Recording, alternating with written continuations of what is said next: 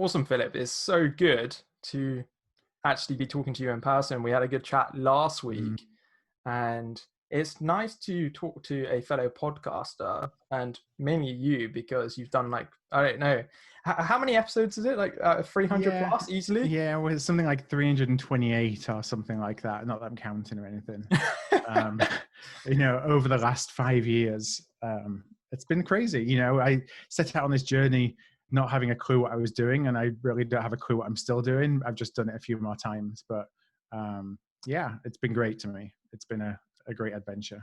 I think that's a good way of looking at it. Not almost not looking at yourself as a expert, maybe is the right word, a professional at it. Maybe just looking at yourself as someone that did something 5 years ago, still doing more of the same. Because I think people suddenly, with whatever they do, they kind of look for a shortcut. Like, oh, how do we suddenly jump up to doing something being expert straight away? Yeah, right. I'm a really big believer in you have to try things that are uncomfortable to truly learn. And maybe that's just my learning style, but the idea of doing a podcast scared the life out of me when I did the first one. And the first ones I did, such highly scripted, every line, every word, pretty much. I didn't want to offend the guests. I wanted to sound like I had a clue what I was doing and all those things. Because I didn't know what I was doing. I was just inspired by other people that were podcasting. And I kind of thought, other people doing it outside of procurement. I've just set up my own business. Obviously, it'd be great to get folks to know, like, and trust me. I consider myself a bit introverted, so I'm rather be at the back of the room at that time than the front of the room. This would be a great way of just experimenting, and kind of went from there, really. And here we are. Like I say, I don't consider myself a professional podcaster by any stretch of the imagination. Still 100% both feet firmly in the professional procurement person who happens to do podcasting as well. Yeah, so you don't consider yourself to be Joe Rogan of procurement just yet. I'm not heading for that. Number one, multi-million-dollar sponsorship deals. Spots on Sirius XM yet. So. Yeah, it's the things of dreams maybe in this niche, but it's like I said, it's really good to have you on here. I think you probably saw my LinkedIn post last night. You, Mark Raffan, in the procurement world or negotiation, supply chain world, were two of the podcasts that I've been following for probably 2-3 years, because you've been doing this podcast for as long as I've actually been in this profession, which is just scary. Yeah, maybe. It's scary for me to think about how long I've been doing it now. And actually, just coming on to time in some ways, I do Google searches now with everyone. And it's sometimes quite funny to see what comes up. And actually yours came up with something a little bit more serious regarding football, which I was really surprised about. And we don't have to talk about that element whatsoever. And it was I can talk about football all day. Don't worry.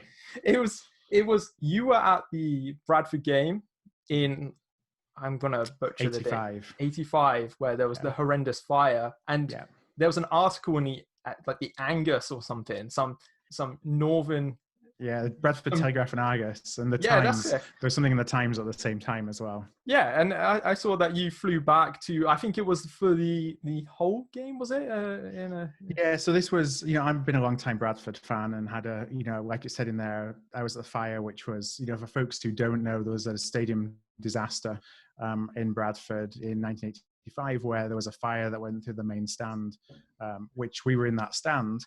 And I was like 7 years old. So it was only the third game that I'd ever been to, and I was young enough not to remember everything, which is a good thing. Yeah. But still old enough to remember bits and pieces of it. And that really started an affinity with the club. A lot of folks who were involved in that became much more passionate about the club than just it being a football club. It meant a lot more to the community just because of what everything had been through. So been a long time supporter, I was heavily involved in supporters associations and things like that. I was running the supporters club when I was like 18, and then moved over to the States. And so when I moved over to the States, followed from a field, and we went on an amazing cup run, which at the time, and unfortunately we're back there now, in League Two, which is the lowest professional level in English football.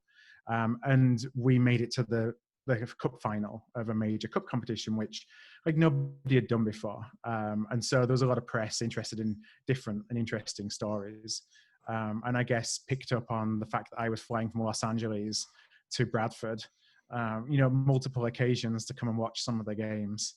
And, that led to a bit of press coverage. And I was on BBC Radio 5 Live doing interviews from some of the games with the hosts for the football shows there and all that good stuff. It was an interesting couple of weeks. No, I love that. Seriously, I when I read it, I mean, I'm a Wolverhampton supporter. Okay. I live in the south of England, and I'm horrendous at actually going to the games because at the weekends it's children now, sadly. Yeah. I mean, fortunately.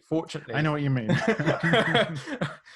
Hopefully my partner doesn't listen to any of this. And I always make the excuse like, oh, it's a 3-hour drive to go up there. I missed the whole day. And there's you flying from LA to go and watch Bradford.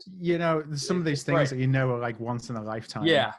And I still watch. Fortunately now technology means I can watch them home and away from Florida here. So I do that every weekend. I'm still really like all my family still go. They all have the same seats they had 30 years ago. And, we the kids pick grandma and granddad and auntie and uncle out on the TV because whenever they show dugout shots, you see my entire family sitting next to the dugout. So, it's very much a family thing. So I wasn't going to miss those games for the world. No, definitely. And so one of the things I get interested in as well when I'm talking to people, and people like you who you're up to a lot of stuff. Like you've got your own business, the podcast, which is part of the business. You're busy, and I'm trying to learn like what people do to maybe get motivated to stay sharp. And I've noticed as well that you've been posting occasionally that you started doing a lot of running and things like that. Like, do you have like a set routine habits that you get up to help? I wish in my day, like, when you sit at your desk at 8 o'clock in the morning, that I did have a routine. I think that's actually one of the things that I don't have that I would love to, because you talked, in the post that you said yesterday about people who inspire you, you talked about Tim Ferriss, and obviously Tim talks a lot about the power of routine. And the rituals you have through the days and how you get yourself set up and all those things, which I've always aspired to have, and I've always failed miserably because, the day starts and all of a sudden you're running in a million different directions. But, on that, I'd say that just being a bit more thoughtful about the business, not trying to chase after a million things at the same time, being a bit more deliberate about what we do and what we spend our time on helps, because that helps bring some focus. But going back to that running, I've always struggled with weight. And, when I was in England, I'd play football all the time, which was a big help. I moved to the States and, I'm going to blame other people except for myself here. But, football dried up and portion sizes increased, and that wasn't a great combination.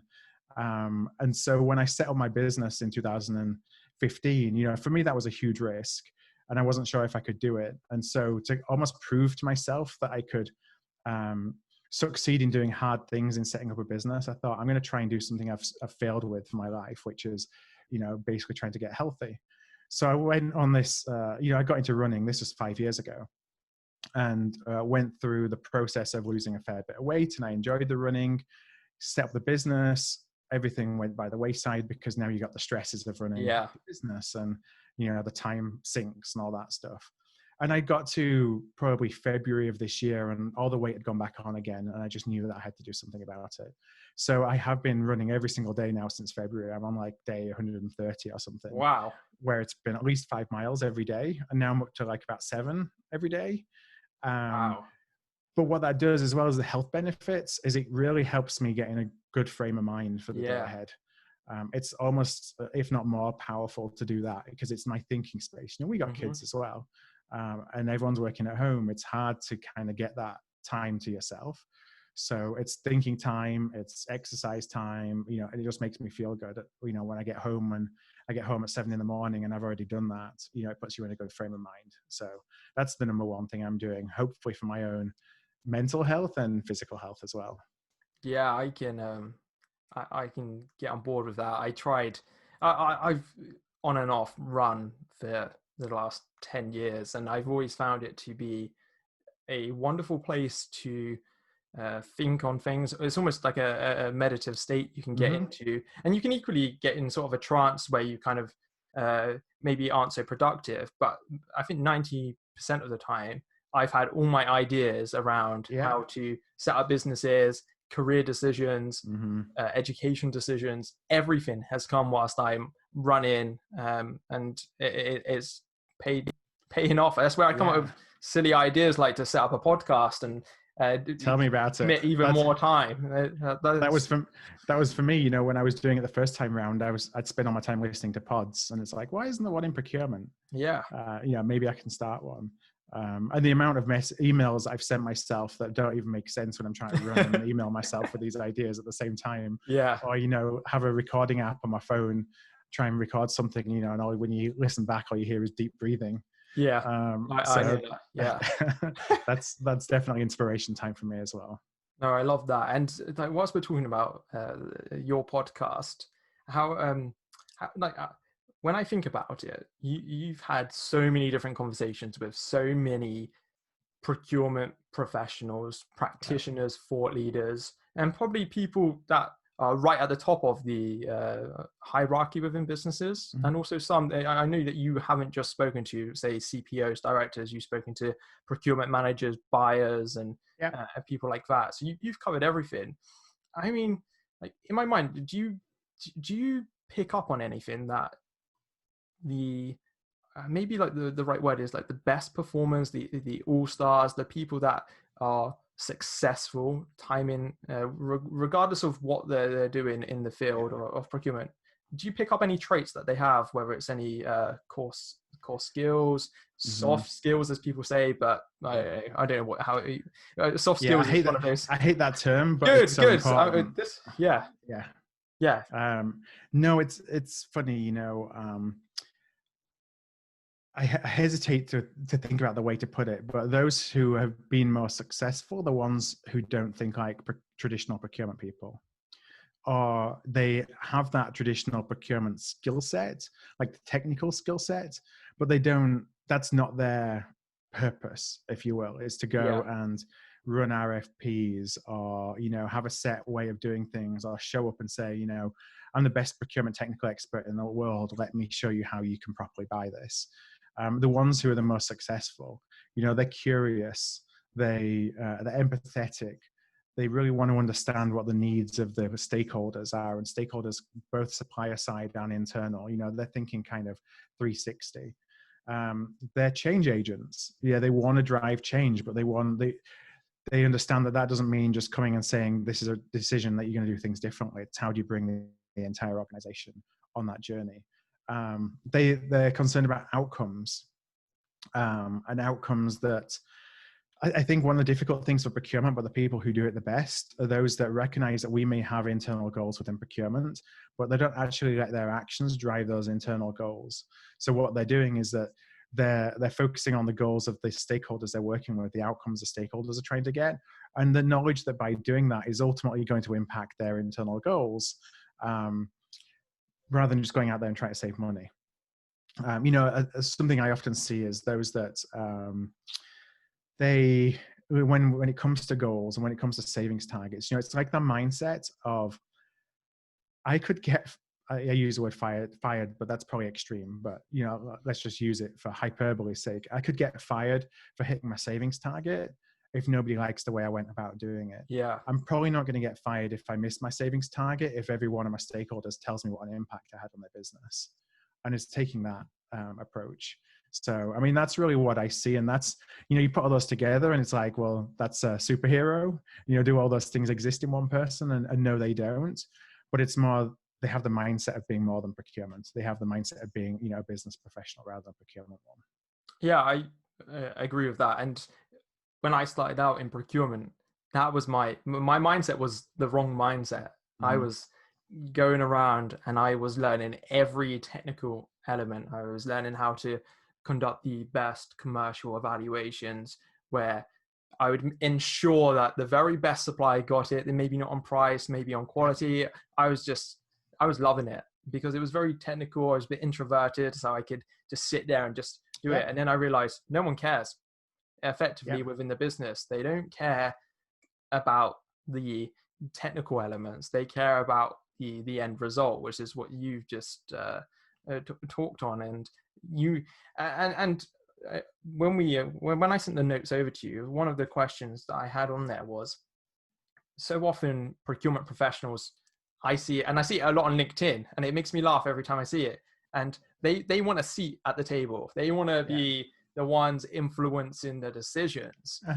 And I kind of always think to myself, are these people who are moaning, are they in that mindset of, we're the best technical experts, as opposed to, are we aligned with the stakeholders and what they actually want? Is that how you get a seat at the table? It's if I hate the term seat at the table. Me too. I wish that I could throw the seat on the table out the window. I think so. I'm glad you said that. And I kind of, when I'm saying these things, I'm kind of trying to not necessarily please the audience, but use phrases that we recognize them. They're in our vernacular. And and I hate that as well. Trusted business partners. I think there's so I don't know if this is controversial or not, but I think, and I say this coming from a place where I spent a long time as a practitioner, and I felt these same feelings. I think there's often when you look at the psyche of a procurement professional, there's this desire to be valued, to be wanted, to see that what you're doing makes an impact, that people care. And I think so often the work that we do, even when we get what we believe are great results, and, for any objective person to look at it, they'll look at it and say, that is a great result. We don't necessarily get the kudos that supports it. And I think that does impact in some way this desire for this seat at the table. It's almost like this mythical thing that if I have a seat at the table, then everything that I do is actually going to be valued. And that's, having that seat demonstrates the value of what I do. And, I felt that earlier in my career. That's probably where some of that kind of observation or belief comes from, is that I was that person. Whereas, I think it's something we need to stop thinking about altogether. It's more about impact. What's the impact that we can have on the business? How can we, at the end of the day, we're a service function within the business. And I say that often, and people say, well, being a service means that you just do what you're told. And I don't mean it in that way of we just show up and do what we're told. But what I mean is we're here to help other people in the organization be more effective at what they do. And obviously there's ways that we can do that from a consultative perspective and from a process perspective and all the things that we do. But that focus, doing that, that will have a line of people queuing at your door waiting to want to work with you. And that's all the validation that should really matter. Yeah, I couldn't agree more. And it kind of worries me a bit when I move around quite a bit with different clients. And when I almost get embedded in some procurement teams sometimes, there's a lot of frustration. And I've seen it. I've seen the frustration. I've seen the cause of the frustration in some businesses. And procurement typically works quite closely with program staff, whether it's project managers, program managers across the business. And I always found that no matter how well something goes to plan from a procurement perspective, those project people, the program managers, the people whose baby this is, and procurement are just one little bit of it, they're the ones that get the credit. And I almost think you can get in that very almost toxic mindset that can then affect your relationships with the stakeholders, because you start to feel undervalued. Yeah. And it's almost wrongly undervalued. Just because someone's taken the credit doesn't mean you haven't done a good job. And if you allow that to kind of fester, I've seen really good procurement people just stop caring about what they're doing, even though effectively nothing's changed in terms of the way the business views that. Yeah, they just feel like that it doesn't matter what they do. It's like the whole fulfillment at work. I don't feel like I'm fulfilled at work because I'm not getting the credit for the work that I'm putting in.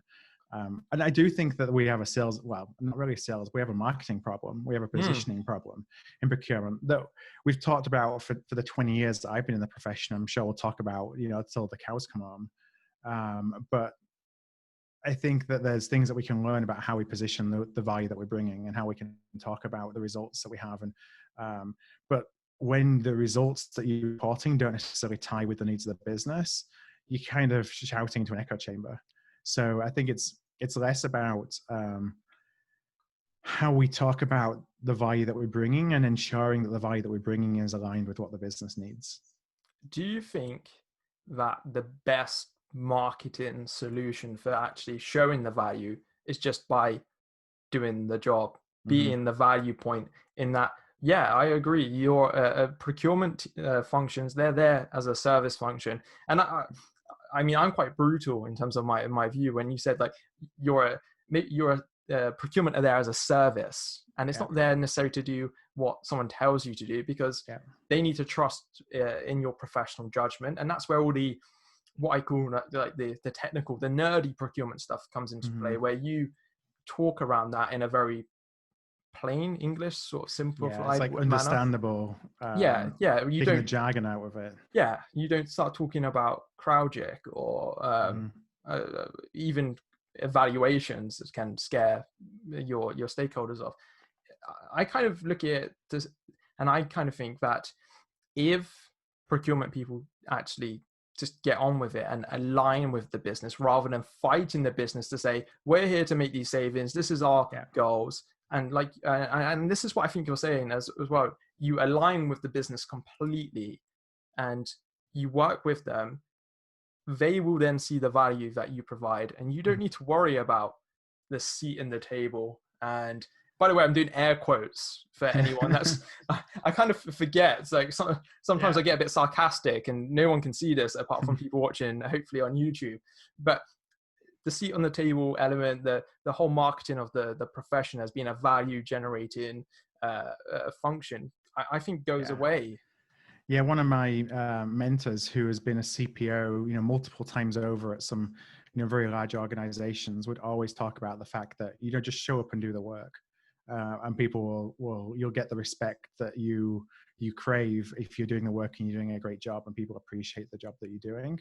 I do think that we have a little bit of it's a double-edged sword or a tightrope, whatever the cliche or whatever that we want to use, that we have to balance here in procurement, is that we are often doing work that one part of the organization believes is important, let's say finance, who wants to drive savings, that another part of the organization doesn't believe is important, let's say marketing, and they don't necessarily want to have their budgets cut. So we are walking those fine lines. But I don't think we do ourselves any favors when we show up as being like the wrecking crew to go and meet those deliverables. That's where I think those, when we go back to those that are most successful, are able to actually still achieve those outcomes, but without actually coming to the stakeholders and saying, this is the goal. I'm basically using you and using what you spend as a vehicle to get me some cost savings. Yeah. Which is sometimes how we approach things. Yeah, no, I like that. And just what you were saying there, it got me thinking. And sometimes I've had this conversation occasionally with people, and some procurement teams report into finance, and some procurement teams sit outside of that whole financial hierarchy structure. And I just out of curiosity, really, do you see any benefits to sitting outside of finance to maybe generate more of the perceived value adding activities, as opposed to just, this is the bottom line, we need 2% savings on this category this year? I don't think there's a hard and fast rule. So I see procurement sitting in legal, I see procurement sitting in operations, I see them sitting in finance, see them sitting in supply chain and logistics. So it is, in some regard, it's dependent upon the organization. What I would say is more important is it's the mindset of those that we report to. And so what I mean by that is, you can report to, for example, there was an interview that I did with the CPO of an organization called Simpress, maybe 3 or 4 months ago. And he's done a transformation program that turned procurement from this typical, let's go out and get savings at all costs mentality, to one that is extremely customer-centric, stakeholder-centric, but still reporting under the same CFO. And that was a discussion where the CFO had to take a leap of faith to recognize that I'm going to measure you in a different way, but by measuring you in a different way isn't going to impact the results that ultimately I see. And that CFO had that mindset that he was going to take that risk. And within 3 months, it was obviously it worked for them. So just by being reporting up through finance doesn't by default mean that you turn into this, SWAT team of cost cutters. Yeah. So, and I do think that for procurement, we should be influencing. So this is one of the challenges we have. This is maybe a little bit off topic in terms of where we report, but when we think about savings, we've conditioned over the last 20 years of growing this profession, and we built all the investments of this profession based on ROI, which is connected to how much money we're going to save. So we've conditioned everybody to look at us to say, this is what we do. We save money. We've told everybody for the last 20 years, that's why you should invest in us, because we're going to save you money. There's all that built up kind of messaging. It's now on us to be showing why that's not necessarily the case, and why there's other ways that an organization can measure and look at what we do as success as part of more of a balanced scorecard. And that's not on a CFO or a COO or a chief administrative officer or a general counsel or whoever to figure out. That's on us to be making the case for why an organization should look differently about what we should be doing and the value we can bring. Yeah, I like that. And something I picked up over the last few years is those little interactions you have with your stakeholders, whoever they are outside of procurement, when you start or when you stop talking about savings. And personally, I've never actually spoken about savings because it might be a generational element. I like saving money, but it's never been the focus for me when I procure anything, because I align to the business because that just makes sense to me. Yeah, I think that's a benefit perhaps of, you said that you've been in the profession, probably 4 or 5 years, let's say. Yeah. And just in some way we've kind of matured to that point where we can have those conversations, and I think for one of the challenges that folks who have been in the profession for longer, and I've done this for 20 years, is that 20 years ago, all we talked about was savings, and the whole profession was built on saving. Well, I started in the automotive business for Ford Motor Company. It was about saving money, making sure you get parts on time, and making sure you get quality. So it's like those 3 elements, but the cost savings was where you built the ROI from. So you kind of start with that mentality. It's hard to get away from it. Yeah. And I think that's a challenge that we have as a profession, again, to recognize that we can bring more value, but people talk about, well, what does that even mean? How do you measure it? And that's where it's hard, because it's very different from not just organization to organization, but stakeholder to stakeholder. But when you start talking at that stakeholder to stakeholder level, that's where you start making the difference, making a better impression. I think that's a really good point you just made about the value, the definition of what at this value. With the value beyond savings, what does that really mean? Yeah, it's subjective, because someone may value a really close working relationship with a supplier as opposed to someone else who may actually really value the savings. Yeah, I need this the cheapest price I can possibly get. Yeah, that's what it's like. A slight segue, but I think it's still on theme here. Mm-hmm. Talking about the value side of things, obviously we're going through the COVID pandemic at the moment, and procurement's getting a lot of limelight in some ways, and also a lot. I've seen a few more articles this week. I thought it was too good to be true in that procurement was getting a lot of praise, and I've just seen some things come through on the UK side of things that aren't so good. Now every crazy PPE deal the PPE government made is now procurement's fault. Yeah, that's it. And I almost thought that I was waiting for it to sort of come back on some poor procurement practices. I mean, obviously you have a lot of conversations, like we said. Have you picked up on any of the big challenges that procurement professionals, just maybe from a generalistic perspective, because you talk to people who cover a lot of different categories, and let's not go into that level, but what do you see as the biggest challenges to procurement people going forwards? I think there's, a couple of challenges. I'll talk more about kind of the day-to-day, first of all, where, to start with, it was maintaining supply, and I think a difficulty for procurement was bending the rules to make sure that you get the supply that you need, and I have clients that we talk to who had to do crazy, things that would be considered fly-by-night kind of deals, wiring money to different places to get their hands on PPE equipment for their staff that, you know, would never pass the due diligence test, but you got to do what you got to do. Yeah. So there's that kind of recognizing the need to move quickly, you know, has been a challenge for procurement. I think that, you know, and I think this is a good thing. There's a bigger focus on risk right now. You know, risk is something that I've had the opportunity to be involved in quite a bit as a practitioner. You know, back in the last recession, I helped build a third-party risk management program for a financial services company here in the States, who was actually, they took a bailout and became a bank, and we had the US Federal Reserve watching us as we built a risk-based process. You know, and I see in that how it goes completely the other way. You know, you go into an automotive company at the time, or a pharma where I was, and risk management meant, let's just run a credit check once every 3 years. Yeah. You know, you go into a financial services company and it's, let's have them fill out an 800-page questionnaire before we even talk to them. Yeah. But there's an opportunity for procurement to do a lot more from a risk management and mitigation.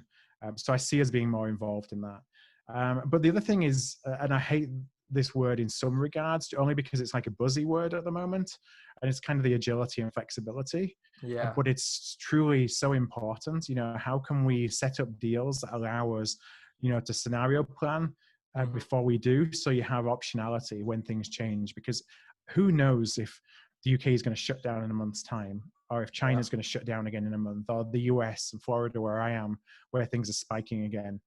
We have no clue really what's going to happen. So we need that contractual flexibility to change what we buy at a minute's notice. And I think that's a really good opportunity for procurement, but a difficult one. And of course, we're going to be pressed for tons of savings, as you would expect. So those are kind of what it means, I think, for a procurement professional in their day job. But the other thing to layer onto that is that we're going to be expected to do a lot more with a lot less. And so we have all these things that I just talked about that we will need to do as procurement professionals. And while we are in a very fortunate position to be part of the solution rather than part of the problem that a lot of organizations are going to have, it doesn't mean that we're not immune to job cuts, frankly. Yeah. You know, and limitations on resources and things, because from a political perspective, it's very difficult for an organization to make a ton of cuts over here and hire a bunch of people over there at the same time, even if that may be the right thing to do. Yeah. So we're going to have to get a lot more creative about, you know, how we can get the insights, the data, the market intelligence, the category expertise, all those things, how we can get access to those to help us drive the outcomes our businesses need without necessarily being able to throw a ton of money at it like we may have ordinarily had to do, or been able to do, you know, by hiring a bunch more staff. So I think that's going to be a challenge. No, I think there are some really good insights. I like the point you're making on risk there, because I go around so much and see absolutely no attention put on the whole risk management side of it, and it's often left to some risk manager who sits outside of everything, doesn't really know what's happening, and you just call them in for a meeting maybe once a month is normally a good thing. Yeah, check the box. Definitely. And I think as well, when it comes to risk management, my experience here has been that folks on the indirect side don't necessarily think that risk management applies to them so much as people on the direct side. Yeah, definitely. You know, when you're buying components or materials and you're shipping things around the world and you're going through the ports and all that thing, I mean, inherently you understand the risk, and so you're watching out for risk more. And also because you know, oftentimes some of these components are designed into your end items. If you're without it, you can shut down a factory, you know, in a minute. Whereas on the indirect side, it's all a little bit more invisible. So those supply chains are virtual supply chains, not physical supply chains. You know, it's how do people get to work? How do you make sure that if there's a flood in that location that you have a backup facility? How do you make sure that you can turn the lights on? You know, things that we don't really think about, but those are all still risks all the same. So I'm actually hoping that one of the things to come out of this is going to be a greater understanding of risk management and mitigation, and that we don't just, when things get back to whatever normality looks like, go back to thinking, you know what, that was just a one-time thing. I don't need to really worry about risk again, because that's usually what happens. Yeah, I mean, I'm very skeptical on the importance of risk management to a lot of procurement professionals is going to be, but that would be a nice outcome out of this, to actually consider it and build it into the whole design of procurements going forward. Philip, I'm massively conscious of the time, but this has been incredible. It's been good fun. I think you've given incredible amounts, and I'm going to use the word value here. It kind of makes me cringe a little bit, but it's been valuable. And I think a lot of people who will listen to this are going to hopefully be a little bit introspective, maybe, if they're maybe that more traditional mindset about how they look at procurement. I kind of think that's the theme we've kind of covered, is how to push forwards with procurement. Yeah, I think we have a wonderful opportunity. Like we're in this role in an organization where we get to see everything. We get to have conversations with whoever we want to have conversations with. We get to see the bias, how we get to see how the sausage is made, and we get to see how it's sold, and everything in between. So we can have such an impact. But I think that the ability to think like a business owner, to be entrepreneurial, to have that commercial perspective rather than a purely procurement one, is existential. Because we're going to find smarter technology that can come and run an RFP, that can start negotiating, based on predefined inputs. And what's left is for us to help drive decision-making for the stuff that's the most impactful, the things that we buy that's most impactful for the business. And getting there as soon as we can, I think, will give us as better chance as we possibly can to, really turn procurement into something that's truly strategic, which I think is what we all want. Definitely. Once again, thanks so much for jumping on. Yeah, no, it's been my pleasure. I'm sure we could talk for a long time after, but I really appreciate you inviting me to the show.